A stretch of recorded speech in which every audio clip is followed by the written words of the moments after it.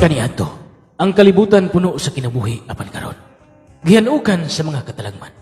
Makusog nga baha nga mianod sa daghang mga damgo. Mga pangandoy nga naugdaw sa kainit sa kalayo.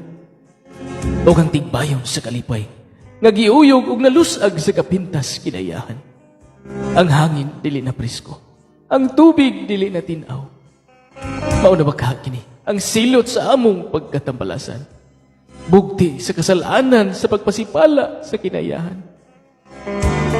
Ginoo, pasaylua kami nga wala namo hatagig bili kining kalibutan. Kalibutan nga nangayo lang unta o gamay nga gugma.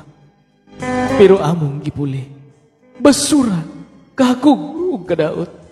Ug karon ania kami, nagtan-aw na lang sa katalagman ug nagpangutana.